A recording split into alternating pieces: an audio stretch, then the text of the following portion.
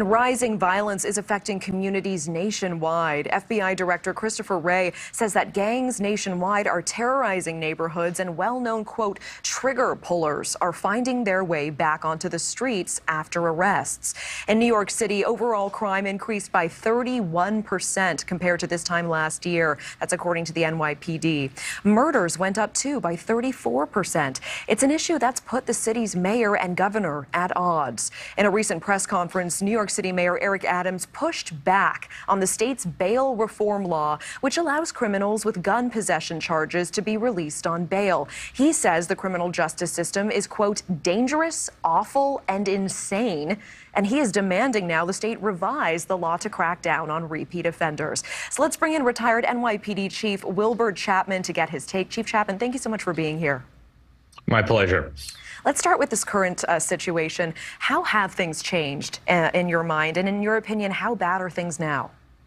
Well, people of the city of New York elected a retired police captain because they were concerned about the level of crime and particularly concerned that the New York City Police Department was not being managed in a way by the previous mayor that was in the best interest of the people of the city.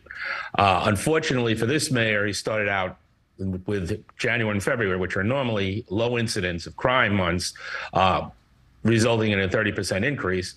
And the challenge now is during the warmer months, what exactly can be done to stem this tide of violence? As you previously said, gang violence is clearly driving part of the crime, and a lot of it has to do with recidivism, gang initiation, and the fact that the department has shifted somewhat over the last 8 years with the previous administration from being proactive and enjoining the people in the city by working with them to prevent crime to being almost reactive in the sense of making arrests after the crime occurred. You know, the primary purpose of policing, obviously, is to protect life and property and make sure that the people are safe. Once you focus on that, then you have a lower incidence of crime and you have less violence that people are subjected to. When you talked about Cincinnati just before, it was very interesting. There was an incident in the 105th precinct Friday night where there was concern about a large gathering and the possibility of violence.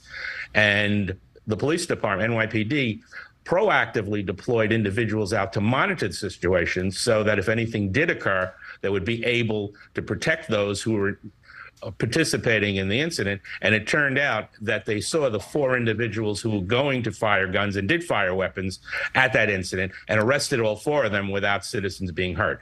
That kind of proactive policing is very encouraging and is an indication that the department has understood the problem of increased violence and is working to diminish it. I mean, it's great to highlight situations that do work. I want to ask, Mayor Adams also says that repeat offenders are a real issue here, as you alluded to as well. He said out of 2,400 shootings since last year, 716 suspects were behind 30% of those. So in your opinion, what does need to be done to address rising violence and crime? Well, way back in the 90s, when we were faced with the crack epidemic and an increase in homicides, the department focused on what they called WOW, the worst of the worst, because it's clear that 90% of the crime is driven by about 5% of the population. So it's important for the department to take a good look, long look, and strategically deploy resources looking at those places and those individuals who are most likely to commit repeat crimes, and if they can't deter them, to apprehend them as quickly as they can if they commit crimes.